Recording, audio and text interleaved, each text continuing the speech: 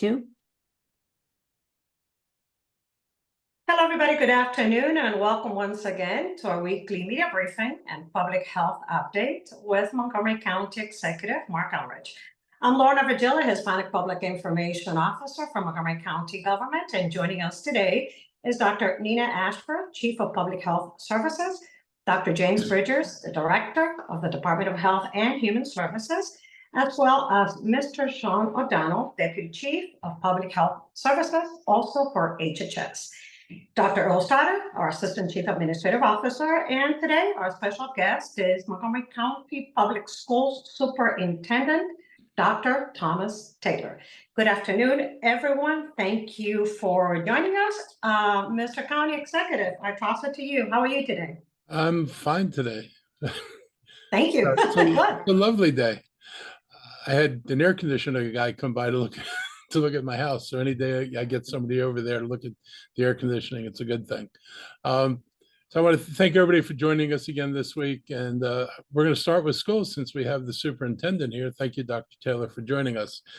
We're home to the largest school district in the state of Maryland and one of the largest in the nation. We have more than 160,000 students and close to 25,000 people are employed by MCPS. MCPS is not just a school district, it's also a community asset, and its success and the responsibility for that success of its students and employees is with all of us. Our support and involvement are crucial to the success of our economic development efforts and the quality of life in Montgomery County. When you think about school system and what we do to support it, it's not just supporting the school system, but it underpins a lot of other things that depend on this system for the county to be successful. And people choose to live here because of MCPS, and businesses stay here because of us. Businesses actually come here because of the school system and the environment they believe they can provide to their prospective employees. So there are a lot of important things that the school system brings us. This year, we embark on a new chapter with Dr. Thomas Taylor at the helm of the district as the new superintendent. And his vision for MCPS is quality of education, academic rigor, and commitment to inclusion is clear and inspiring, as well as to the safety of students. I mean, I was with him last night, I think, and it was in all of you might have made the point that number one job is making sure everybody feels safe. And I think you kind of hit the nail on the head. If people don't feel safe, it's hard to be focused on all the other things that happen in school. So I want to thank you publicly for bringing that up last night. As we face the system's current challenges, it's clear that strong leadership is crucial to keep us among the country's most highly regarded school districts, and our high schools consistently rank among the top in the state when evaluated by U.S. News and World Report. But we have ways to improve, and we're going to continue to make efforts in that direction. Whether our challenges are budgetary, policy, staffing, or programming, our focus is on creating an environment where our students thrive and our teachers can teach. So right now, I'd like to welcome Dr. Taylor to talk a little bit about what he's doing to prepare for the upcoming school year. And thank you for joining us today. And as a side note, I think this may be the first time that the superintendent of schools and the county executive are both graduates of MCPS. Fantastic. I love it. And thank you so much for having me. It's such an honor, and I hope to rejoin you on a number of occasions. But what a great time to kick off the school year. Love National Night Out that you referred to about some of our meetings last night, because in a lot of ways, this is an unofficial kickoff to the school year and a great opportunity to bring community members together and to talk about how we can be a safer community and stay connected. The school system is very busy this time of year. I'm a seasoned veteran of MCPS after 1 month on the job.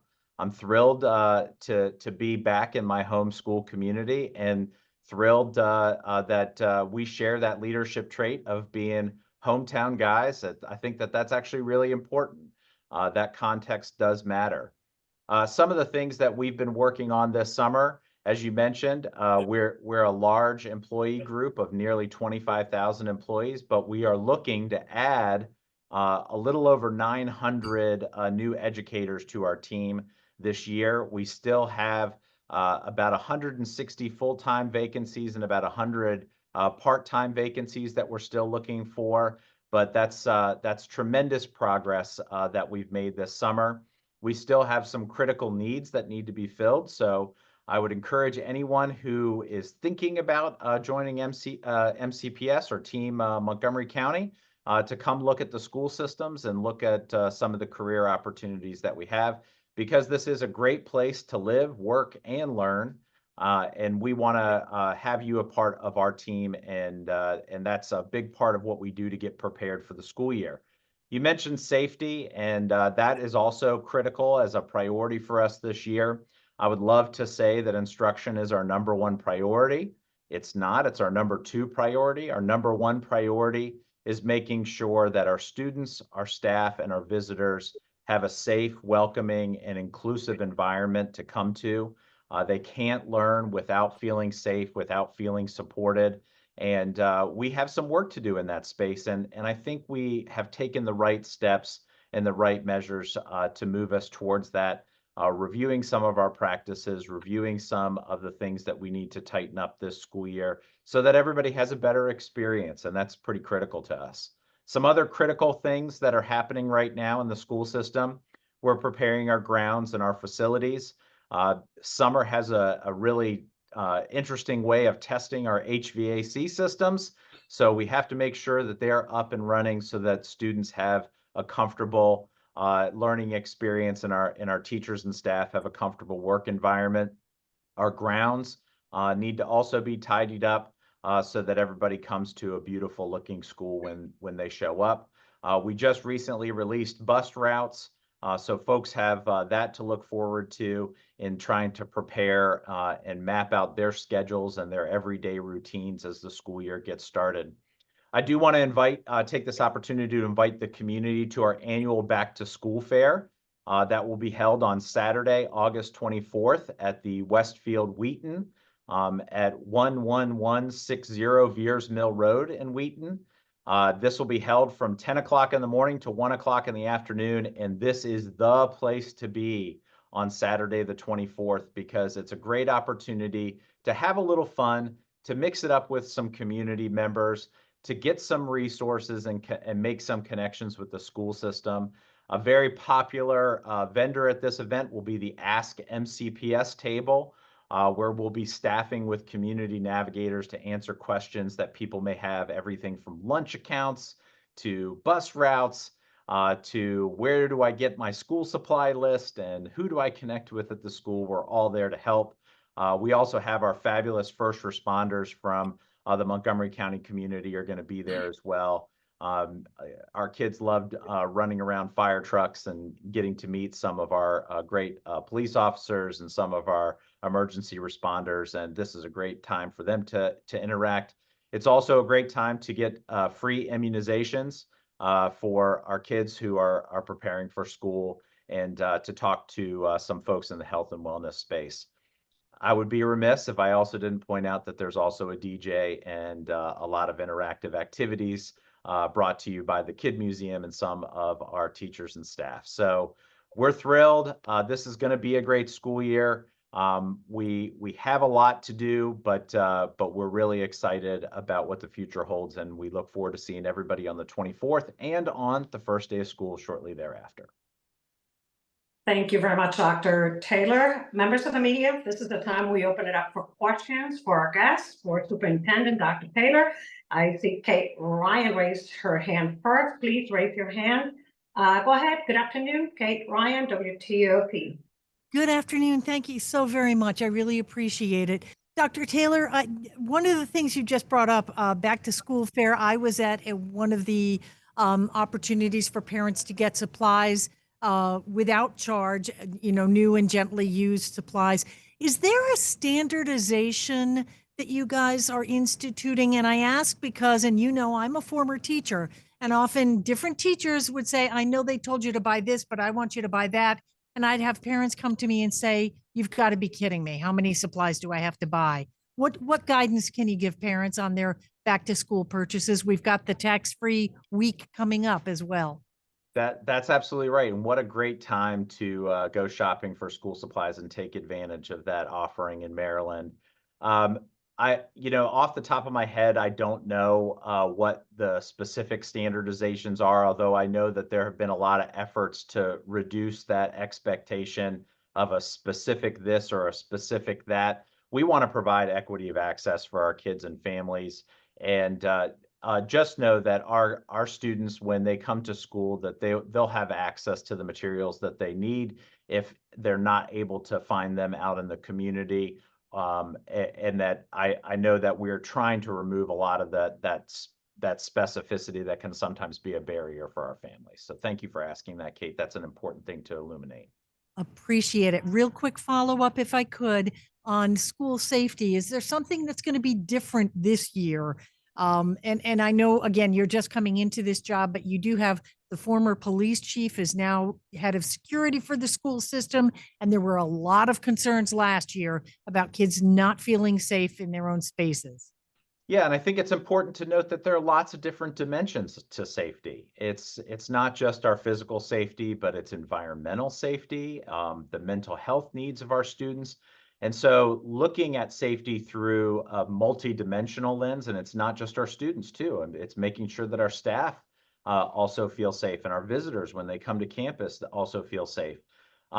The good news is that there are some things that we know we need to look at in making sure that our physical buildings are safe and secure. Of course, with safety being the priority, we don't disclose all of those details because we want to make sure the good guys know the information and not necessarily share that with the public writ large. But I'm very comfortable in sharing that we have a lot of work to do in what our safety plans look like, and how we execute those safety plans with fidelity, and making sure that there is some standardization that you referred to, not just about school supplies, but how we address certain safety threatening incidents or potentially critical incidents, and making sure that everybody's on the same page in terms of communication with parents, in terms of communication with students and staff, but also how we respond to specific issues.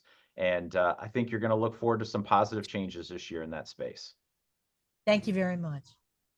Thank you very much, Kate. Talia Varelas, Univision DC. Go ahead, Talia. Good afternoon.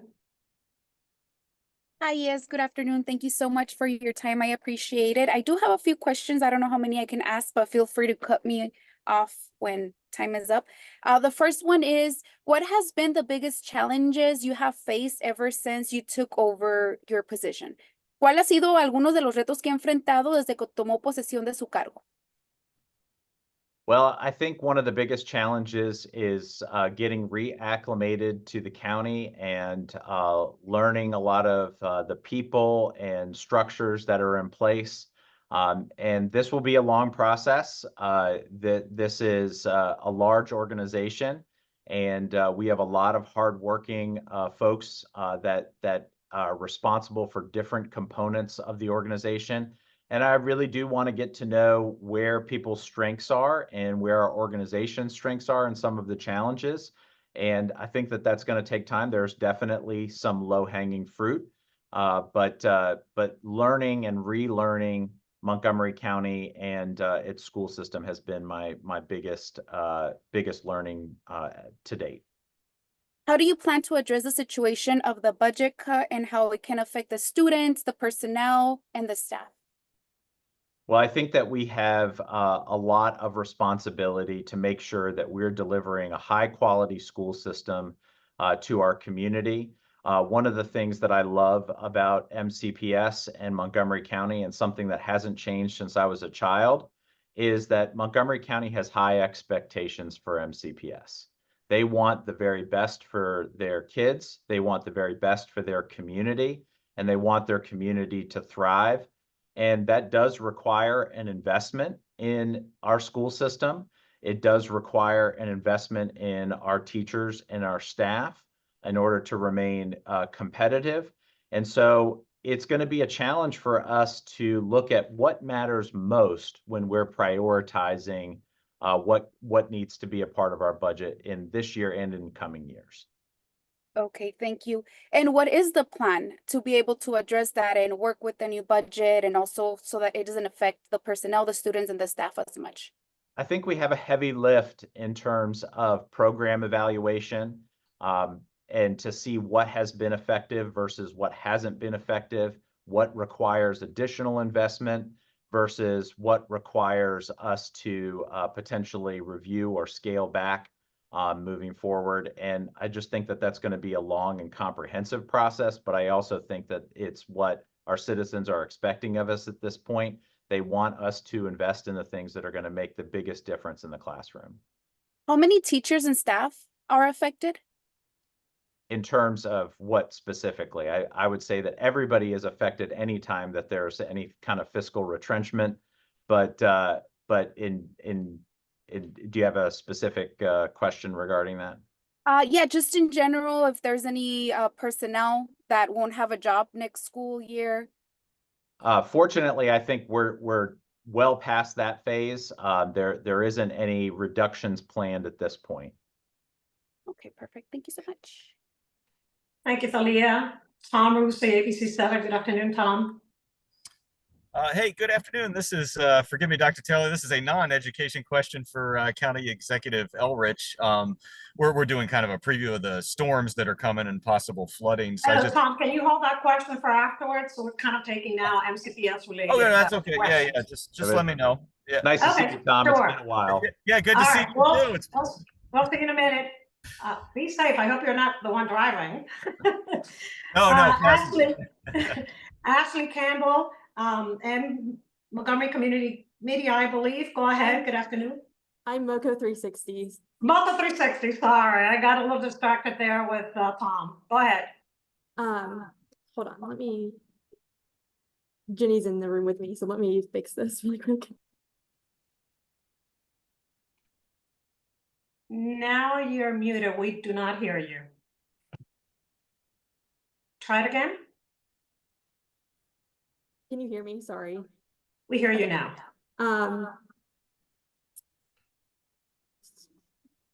Okay, sorry.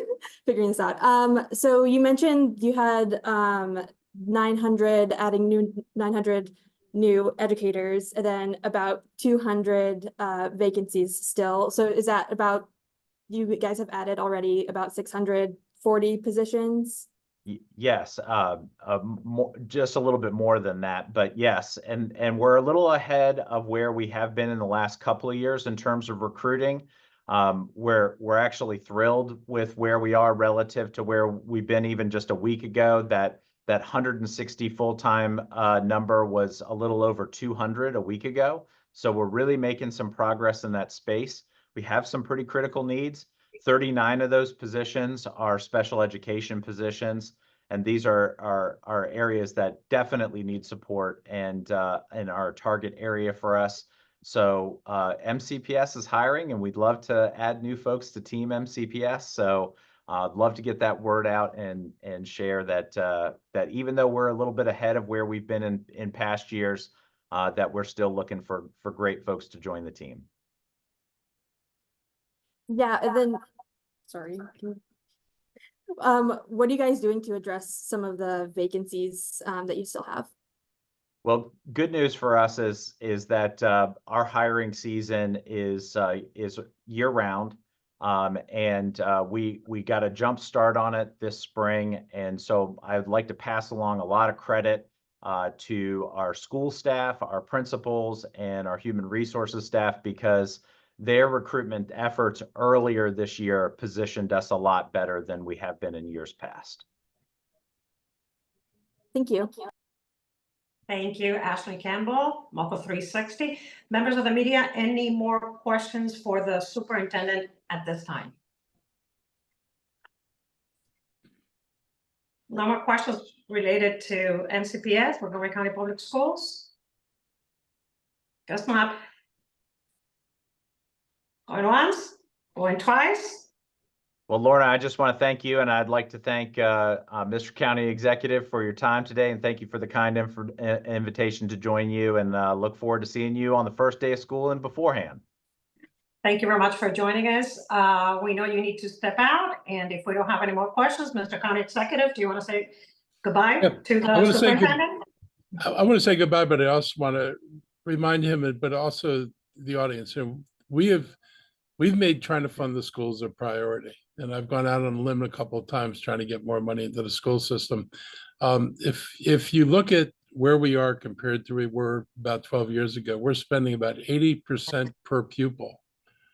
And when you think that that translates into a lot of staff and the hours that staff have, particularly, for example, aides in the classroom, it has real impacts on the classroom. So my interest in trying to deal with this issue extends to both the operations of classrooms, but also school construction, where we've not had the resources to deal with it. So I'm going to continue to be committed to having discussions about what we need to do to provide them the resources. You know, we hear a lot of critics out there about the issues MCPS has. I like to remind people that in the so-called happy days, they were happier because the county put a lot greater investment into the school system and into our children. And I think we have to revisit how we approach this. I think accountability is important. The superintendent, I've had conversations about that, and I think we can do a lot better job on accountability. But we also need to be accountable as elected officials to make sure that we don't punish the school system because we're upset with some of the things that happened. Because at the end of the day, punishing the school system is punishing the kids. And we need to think about that when we take our postures on this. I think it's important also, we're going into the new school year. Parents need to get the kids vaccinated, make sure they're up to date. You actually won't be able to go to school. The kids won't be able to go to school at some point if they're not vaccinated. So it's critical. The county will play a role in this. We take appointments, but walk-ins are available at our 4 locations in the county: the Dennis Avenue Health Center in Silver Spring, the Germantown Health Center, the Silver Spring Health Center, and the school health center and immunization center in Rockville. And vaccinations for school-age children are free throughout the county. So if you need to get the range of vaccines, be sure you get them, and know that if money's an issue, our system is free. We just want you to make sure you're vaccinated, and your kid, not only when they go back to school, you get to stay in school and not be told they have to go home because they don't have the vaccination. So that's really important. And as the superintendent pointed out, there's an event this Saturday at Westfield Mall, and all MCPS families are encouraged to attend. There's lots of information there. And I want to thank Dr. Taylor for joining, and I look forward to working with him and his leadership team, as well as the Board of Education and MCEA through the upcoming year. And I'd be remiss, MCEA and SEIU, who provide the staffing for our schools. So thank you very much for being here. I look forward to talking to you. So I want to shift gears and talk about a storm, Hurricane Debbie. We didn't get hit by it, but it made landfall in Florida earlier this week as a Category 1. In anticipation of flooding in areas like South Carolina, FEMA deployed about 45 personnel from the Maryland Task Force 1. The task force is headquartered in Montgomery County, and though first responders from Howard County, Prince George's, Anne Arundel, and Frederick, and DC are also a part of it. On Sunday, they loaded at least half a dozen boats and their equipment before starting the journey to South Carolina, and they're currently stationed in Columbia, South Carolina. The team trains, prepares, and is certified for this life-saving job. They make Montgomery County proud when they selflessly risk their own lives to help strangers. And our hearts and thoughts go out with those whose homes are at risk of flooding, and also for the loved ones that, you know, our first responders leave behind when they go into these difficult situations. So much appreciate the people who do the work, and much appreciate the families that support it. Speaking of weather, this time of year, we are celebrating our agricultural reserve. And unfortunately, we are hearing from our farmers about the viability of their crops during this difficult weather condition. I was part of the farm tour this weekend, and I actually talked to a farmer who pointed to a field of corn that looked kind of normal, but he said it's a $400,000 loss. And it's a loss because of lack of water, kernels didn't form the right side, and so the corn is not marketable. And this is one reason why farmers have crop insurance. I know some people, you know, I've heard them say, why do we pay farmers, you know, when, you know, for crop failures? It's because you wouldn't be in this business, because, you know, failure of a crop has more to do with weather than anything else. And so farmers wouldn't be in the business if they had to, you know, sustain $400,000 losses. and possibly more with no kind of protection against those losses. So it's a high-risk business. Without food, we'd all be in deep trouble. So the crop insurance programs really are important for farmers, and they're important for farmers in Montgomery County. The Metropolitan Washington Council of Governments has placed Montgomery County under a drought watch. And the latest information from the National Drought Mitigation Center shows that more than 96% of Montgomery County is under extreme drought conditions. That is the dark orange and next to the right stuff, which is just outside of Montgomery County. Last summer, we peaked at 89% of the county in extreme drought before things improved. We've not seen things this dry in 20 years. We all ask residents and businesses in the county to take voluntary measures to conserve water to help reduce demand on the region's water supply. Drought conditions endanger crops and pasture land. They can prompt water shortages or restrictions. We should follow suggestions from WSSC to use water wisely, hold off on activities that use a lot of water, like washing your car.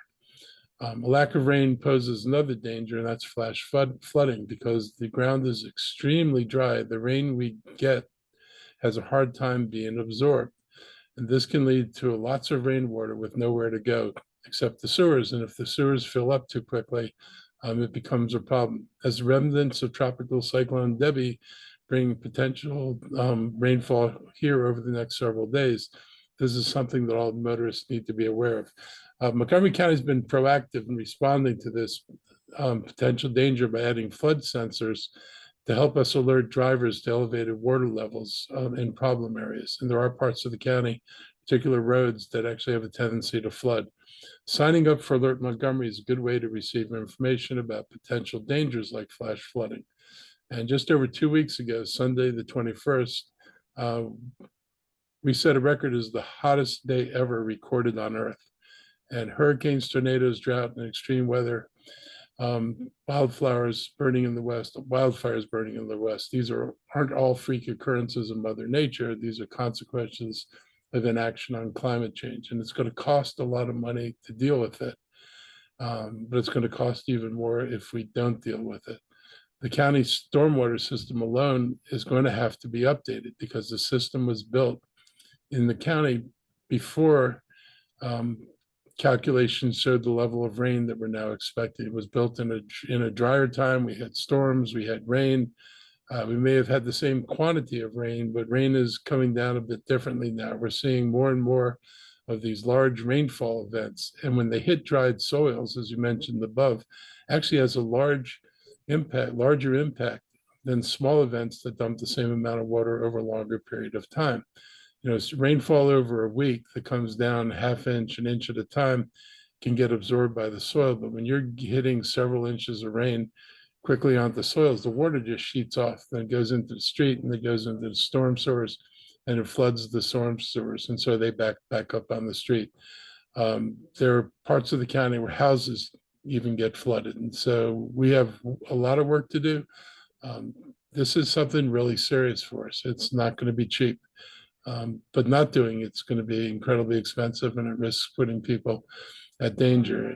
And my greatest hope, the county's doing a lot to combat climate change, but we can't fix this by ourselves. Obviously, we need cooperation from the rest of the state and at the national level and internationally. Electrifying our county fleet is something we're doing, and advancing building energy efficiency. I hope as we head into the final stretch of the presidential election this fall, that voters look at what a candidate's record or position is on dealing with climate change.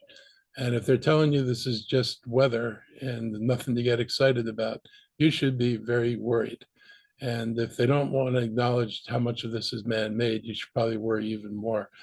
We need political leadership willing to tax industries who told us for decades not to worry. And we've gotten very good at not worrying because we were told we didn't need to worry. And there's no such thing as climate change, they said, and everything will be as it was, and we just need to go about our business as usual. Going about business as usual is what drove us into this mess.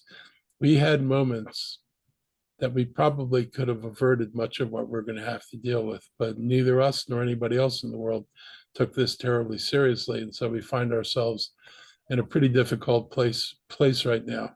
And I'm a firm believer that the people who brought us here and who created these conditions and told us that, let them do business the way they always have, because this is a big lie, they should help us pay for it, because it's not going to be cheap. And, they did really good making profits off the things they did. They need to pay for the external costs of what they did.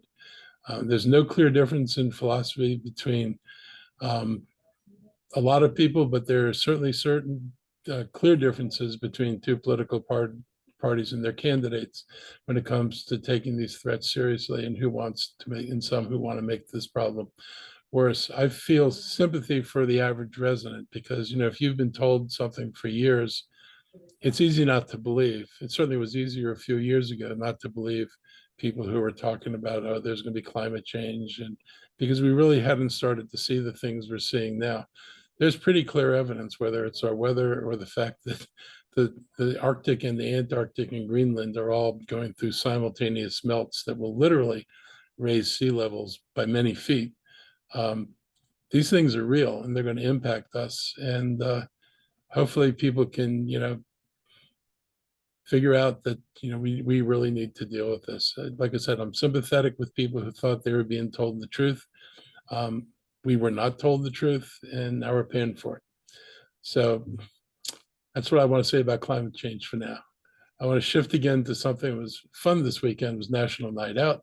And last night, Montgomery County was home to dozens of National Night Out gatherings, supporting safe neighborhoods and law enforcement. And this has become an annual tradition in communities nationwide. This was the first opportunity, though, for our new Montgomery County Police Chief, Mark Yamada, and Montgomery County Fire and Rescue Service Chief Corey Smedley, to get to know so many communities at once. And I feel like they're very well received out there. And they did a good job of explaining the kind of work they're doing and what their vision is. National Night Out campaign was established in 1984. It's grown to include more than 1 million community members in all 50 states. And events include block parties, festivals, cookouts, public safety demonstrations. I tried to attend as many celebrations as possible, including the gatherings in Albany, East County, Aspen Hill, and Rockville. I couldn't get to everything, but I talked to a lot of people, and it's just good to see so many people out. After participating in these events over years, I know the relationships formed and fortified through events like this go a long way toward helping our county. People really do take advantage of these opportunities to talk to first responders. I think it gives them a better sense of connection. I think it's good for first responders to have, these kind of positive discussions with people in the community. So I think there was an all around great event last night. And I want to thank all the families and law enforcement personnel who took part in Tuesday's events. And also the county's staff was present at a number of them, both in our health and human services teams and other teams like recreation, as well as a lot of our nonprofits. So there are a lot of people out there giving out information, and I thought it was very helpful. This week, past weekend, we did downtown Silver Spring safety visits. The county engaged its latest business monitoring and enforcement event. These efforts have been held on an ongoing basis over the past several years in response to complaints of residents about businesses not complying with laws in place to protect public safety. And I'll say we got complaints from other businesses as well, because a bad climate in public safety affects not just the residents, but it affects the businesses as well who are trying to follow the law.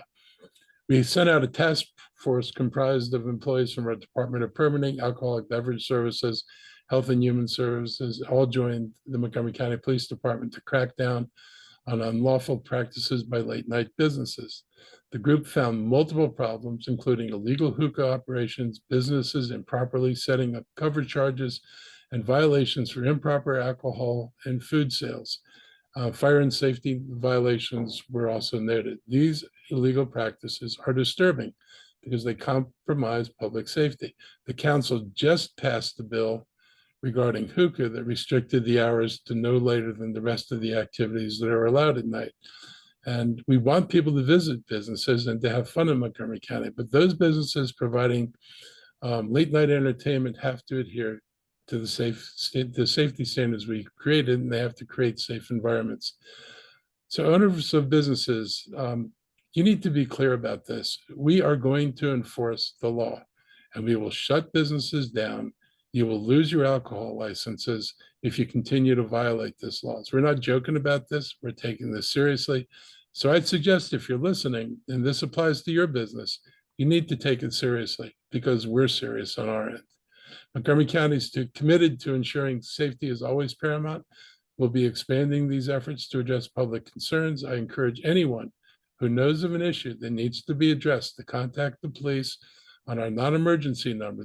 You don't need to call an emergency number in the afternoon to tell us about what you saw, but contact us or contact the appropriate county department. Before I take your questions, I'm going to give my health team an opportunity to provide updates they would like to share.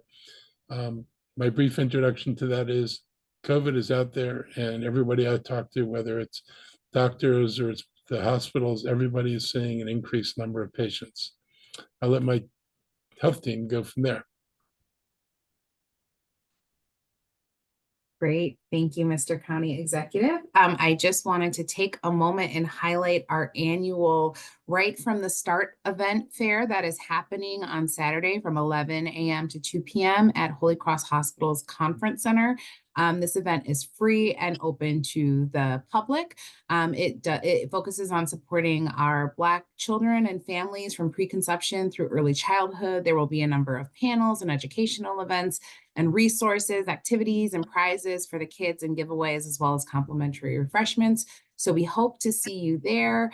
And if you would like to attend, you can call to register and reserve your spot at 240-777-3118, or you can email BH, so B as in boy, B as in boy, H at montgomerycountymd.gov. We hope to see you there. And I'll turn it over to Sean. Thank you. Thank you, Dr. Ashford. Just to reiterate the comments from our county executive, we are seeing COVID illnesses and hospitalizations increase, continuing through the past week. And although we're not at a level as high as some of the states on the West Coast, we are still climbing right now. So again, we're urging caution to those who are at greatest risk. It still appears to be having the greatest impact to those with underlying conditions, especially those who are 65 and older. So again, if you haven't gotten your booster shot this past year, there's still time. There should be an updated booster shot likely within the next month or so. And then I just wanted to also, again, recommend to parents to check on their children who are school-aged to ensure that they have all the required vaccinations. The county and its partners are continuing to do back-to-school vaccinations. And we have a big event at the Wheaton Mall on Saturday, August 24th, in coordination with our Montgomery County Public School partners. And we have a number of other sites around the county that we're providing these shots at no charge. And those are listed on our website, as well as an opportunity to schedule some appointments.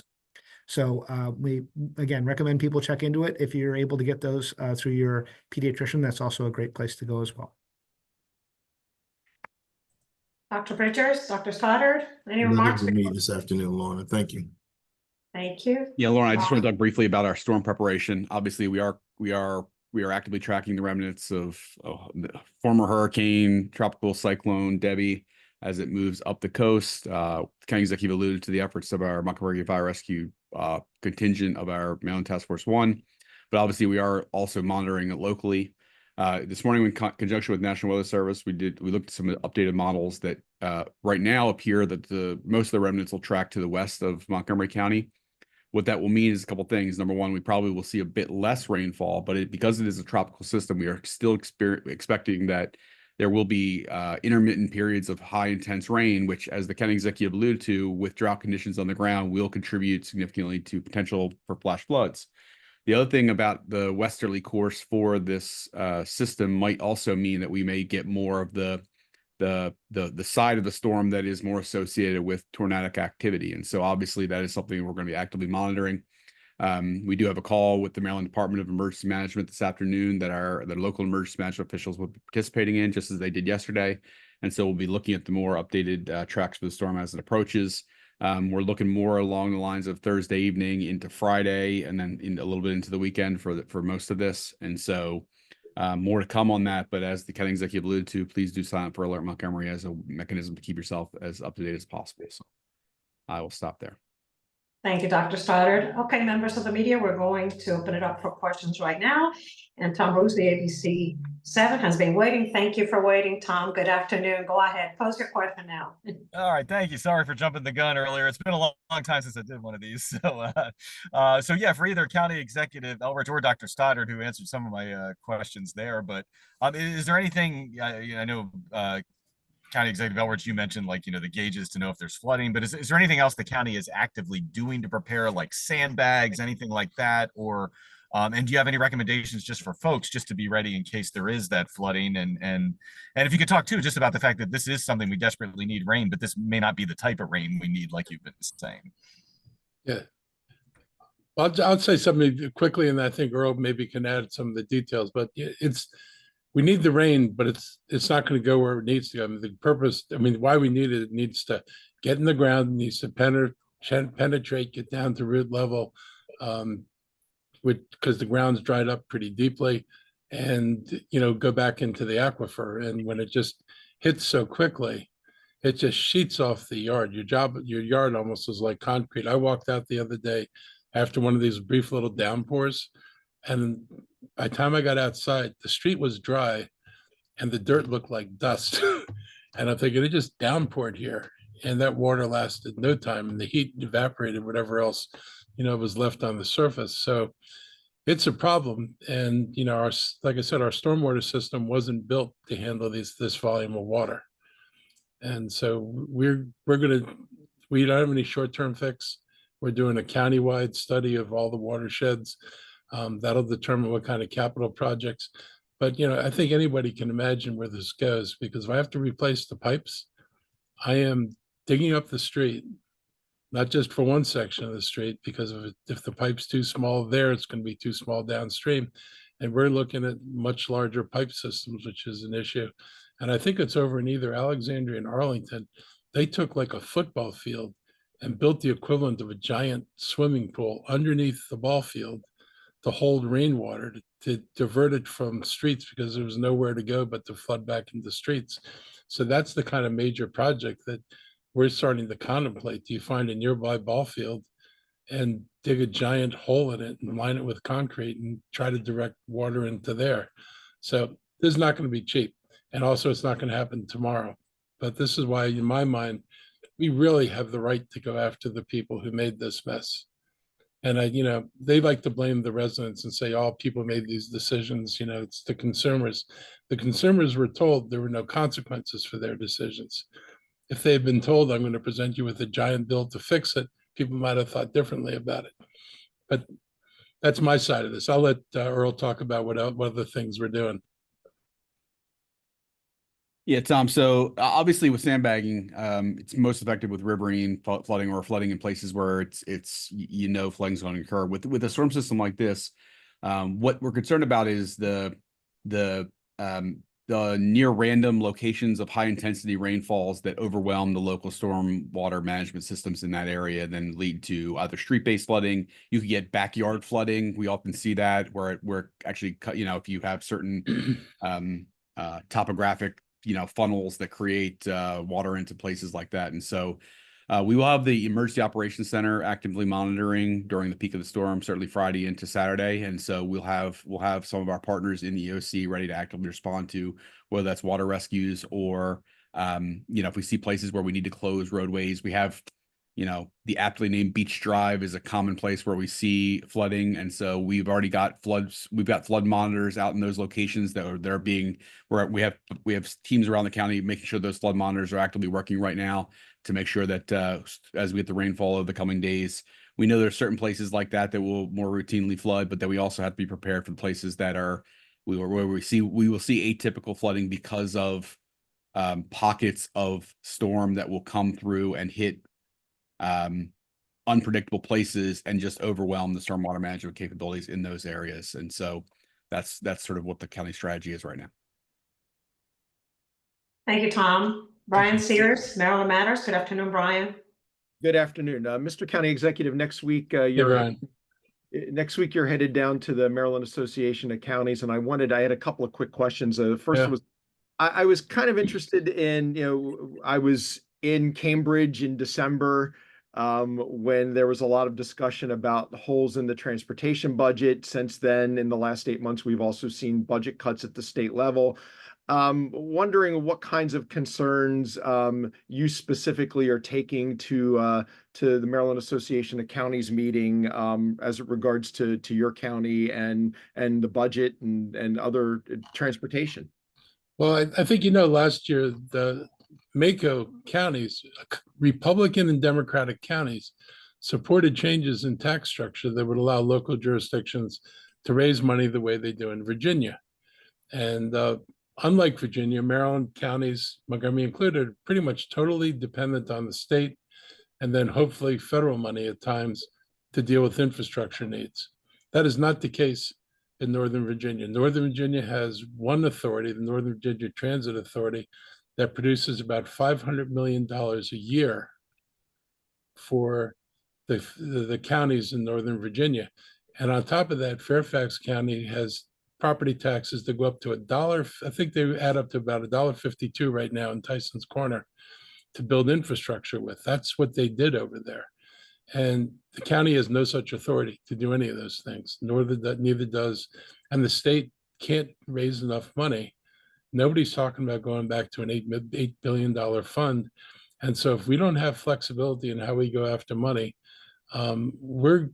this county and this state's going to continue to struggle to grow. And I'll just say Virginia went in a very different direction. So for everybody out there who likes saying Virginia this and Virginia that, you ought to look at how Virginia did it, not just what they did, because that's an interesting story, but it validates what they did, because there's a letter actually came from a Republican governor after they passed these tax reforms in Virginia, gave the Northern Virginia counties the authority to tax development at a much higher level than Montgomery County. Like I said, almost 50% higher in Montgomery County, in Fairfax than in Montgomery County, in places like Tyson's. They gave them the authority to do that, and the Republican legislature passed it, and a Republican governor wrote an op-ed talking about how these taxes were going to lead to all this economic development in Virginia. I look at that letter now, 12 years later, and it's like, he was right, and we were wrong. We were dead wrong in how we approached infrastructure in this county and in this state. It's not just a county problem. So I think the governor's, I hope, was sympathetic as we talked to him last year. We've been in meetings with him. We explained to him where we would sit competitively with Virginia. We would be very competitive with Virginia. We're not building the kind of projects that Virginia built. We fortunately can do a lot more with less here, but we and the other counties need this authority. I think everybody had this aha moment when the governor said there was no money. It was like everybody realized that we're all on the hook. We're not gonna be able to do anything if the state can't make these projects happen. Even the small counties, if they wanted to build a bridge or they needed to fix an intersection, they didn't have revenue streams to deal with it. Everybody's waiting for the state to give us money. So we know right now that's not going to happen. I don't expect the governor to discover magic. He's not going to come back and say, here's some magical new way of getting money, because there isn't any. So I think there's some tried and true things that we can look at, and hopefully, he's looking at that. The other things I'm hopeful of that continued expansion of early childhood. We'd be very interested in the state. Last year, they opened up the health insurance to undocumented people. It would be helpful if the state were to put some money into that, because you don't get complete health care through the clinics. Like the county has a very extensive clinic system, but it's not able to provide all the services, and it would take a load off of hospitals. I mean, these people ultimately, if they get very sick, wind up in a hospital. A lot of what people get sick with are things that could be dealt with much earlier at a much lower cost. So there's actually an economic reason to try to treat people early rather than later. So hopefully the state looks at that. Those are things that are particularly important. We need some authority. We need the ability to not just raise taxes differently, but we need the ability to separate residential from commercial, because the way it is right now, you can't raise a property tax without hitting residents. And Fairfax County did not nail its residents with these taxes. And I don't want to nail our residents with these taxes either. There's no reason for us not to go in the direction of Virginia. Are you concerned that more budget reductions from at the state level are coming and that these will have an impact on local governments like yours? Well, I'm concerned. I mean, the cuts he made weren't like, they weren't necessarily pure cuts. He'd redirected money to other things that, had some urgency to them. But some of the cuts have an effect on us. They're not huge, but it definitely means we're going to have to figure out how to backfill or what we do in their place. And I just hope the legislature will deal with the revenue picture more broadly. I mean, I should have said this in the beginning. There are a lot of companies pay no taxes in the state of Maryland, a lot of large corporations that pay no taxes. And there's no reason to have a tax system that excludes the wealthiest and excludes the largest companies from paying taxes when we're all building infrastructure so these companies come here and can thrive. And there are states that we compete with in the South that have things like combined reporting, which raises money based on a company's income in the state where they're doing their business. And there are plenty of the so-called southern states which are now magnets for companies to go there that are funding a lot of their costs out of the revenues they get from combined reporting. So here's a way to raise revenue without touching residents. And this is something else we think that we'd like to see. I'd like to see the state take another look at. There are things we could do that do not mean that you have to go over residents. And I think there are some people who like to just say tax increases and scare residents. The only way to increase taxes is if we go after them. And that's just simply not true. There are other ways to do it. Other counties are doing it. Other more conservative counties are doing it. We ought to do it. Mr. County Executive, my final question. I mean, a year ago this time, the governor came to Mako and talked about the state facing a budget crisis. In December, he followed that up by telling the counties that the budget crisis was not only real, but there was a $3 billion hole in the transportation budget. What are you expecting to hear from the governor next Saturday? What would you like to hear from the governor next Saturday? What I'd like to hear is like a willingness to engage with people in discussions about how to deal with the revenue problem. It is a problem. It is, it does not serve us well to decide that, raising revenues is off the table. And I know, like I said before, too often it gets hidden as, oh my God, you're going to raise revenues on residents. There are ways not to do that. And I hope we can all collectively develop the courage to do it. I mean, the governor needs to know there's support from people in the legislature as well. I mean, it's hard to go out and have nobody else standing up and saying, yeah, I know why this is important. I'm willing to put my name on it. But I think all of us need to work to try to solve this problem. And it's bad for Montgomery County, but it's bad for Maryland not to have the revenues you need to be competitive. And I'm hoping that we can all have those conversations and then come in, down in Mako and then beyond. Thank you, Brian. Jeannie Bexley, Local 360. Good afternoon, Jeannie. Good afternoon, Lorna. I kind of want to go back to the discussion we were having about the drought conditions. I don't know, these might be questions for Earl, but is the county looking at any type of mitigation measures? We've seen at times where, like right now, we have recommendations. I mean, I wrote about recommendations to make sure you're minimizing your water use. Could we see any like hard and fast restrictions coming up if this gets worse? What is the county kind of looking at in terms of mitigating this crisis? So we've certainly been in communications with WSSC, and obviously I think the city of Rockville has already issued some guidance around restrictions as well. We talked about, we'll probably be starting with messaging. Obviously it'll be dependent upon some of the information we get from the water providers about the exact conditions. And as a sort of a general course of things, we would issue warnings around conservation first. And when you start to see those, the next phase would be actual restrictions. And again, it would be it would be a conversation that would involve WSSC. It would, because they're the ones who are tracking the Potomac River water levels and understand. Obviously, as the former emergency manager, water shortages scare me a whole lot more than power outages do, as an example.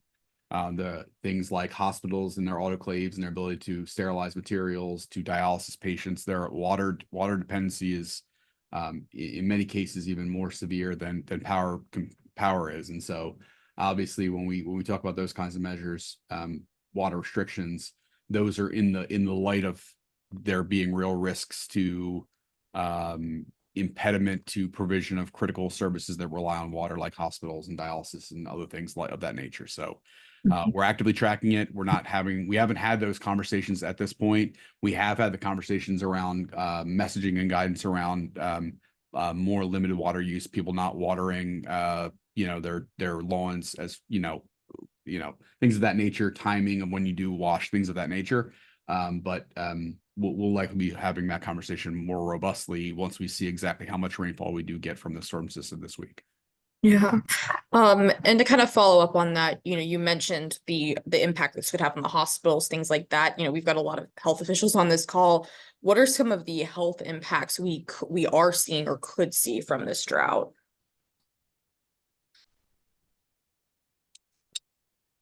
Health impacts. Anybody taking that question? Yeah, I thank you for that question. When we think about the potential health impacts from the drought, really it's in combination with the impacts from the heat and needing to stay cool and make sure that folks are staying hydrated and taking the appropriate precautions, that they are able to access water, whether that be from their homes or some of the other resources that are provided in the county. But when we think about health impacts related to the drought, they tend to go hand in hand with the health impacts that we see from the heat. Thank you. Thank you, Jeannie. Kate Ryan, WTOP. Good afternoon again, Kate. Hey, good afternoon. And Ginny got to the heart of what I wanted to ask, but just to follow up, is there any one trigger, Dr. Stoddard, that would go, aha, this is when we go from talking about potential notification, then restrictions, and what would that be? Yeah, so if you've ever been down to the Potomac Water Treatment Plant, they can show you right at the Potomac River level where the intake is, various water levels, and that they're historically based, and they know exactly, like, if water gets down to this level, that we start to see an impediment to the water coming into the system. And that's when I think you really start to get worried about considering impacts. And so it very much, the Potomac Water Treatment Plant provides, I believe, the last, it's been a couple of years since I've gotten the exact, but it's about 75%. We have the Potomac, we have the Patuxent water treatment plants that provide the water to Montgomery County and to a number of counties around us. Fortunately, and most of the water providers in the region all do draw in large part from the Potomac River.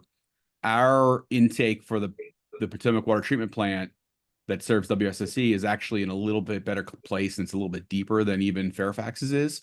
And so, candidly, obviously, we're sort of monitoring what the other providers are doing, what the other counties are saying, because we know that they are a bellwether for if we start to see issues in Fairfax, for example, where their intake is a little bit less deep than ours is.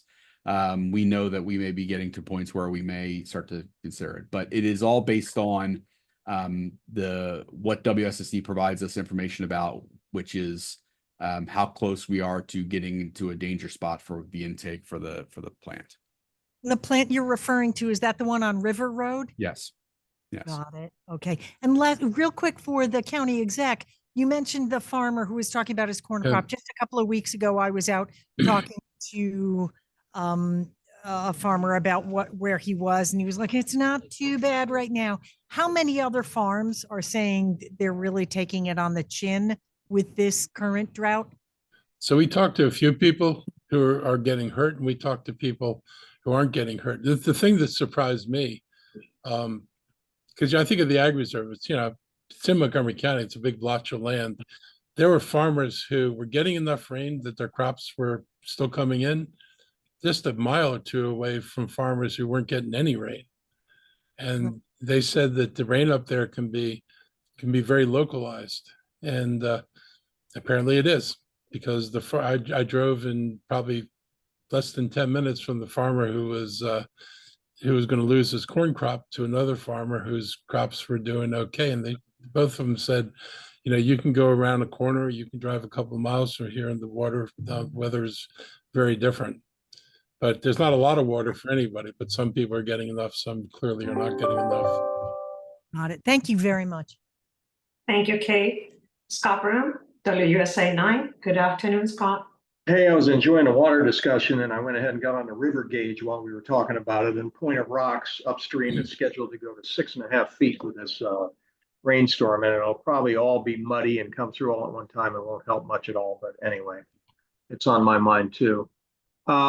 Speaking of weather, I've been assigned to deal sort of with fallout and impact around the region after a worker death in Baltimore City, which has attracted a lot of attention, including from the governor, trash collector that fell out from heat and unfortunately died.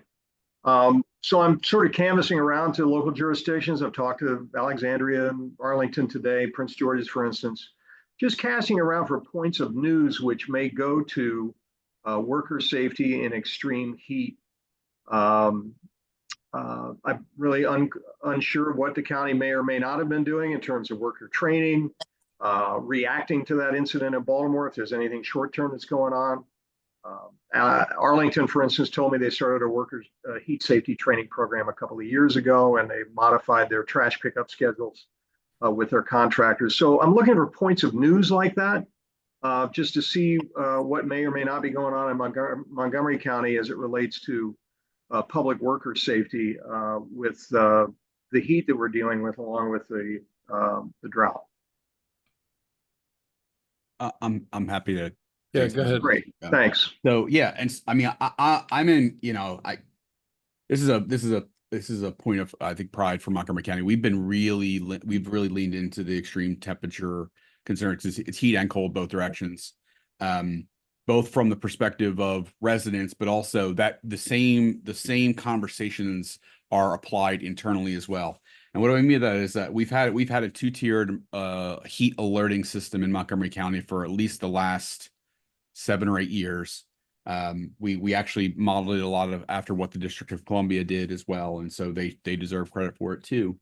And what we do often is we're actively monitoring, and what you will see in heat, and actually the county executive was alluding to this with rain, it varies a lot. And so we take multiple county measurements to try and figure out where there's going to be risk. Obviously, you have the urban heat island effect in downtown Silver Spring and downtown Bethesda, for example, and it can feel very different if you are in Damascus, for example.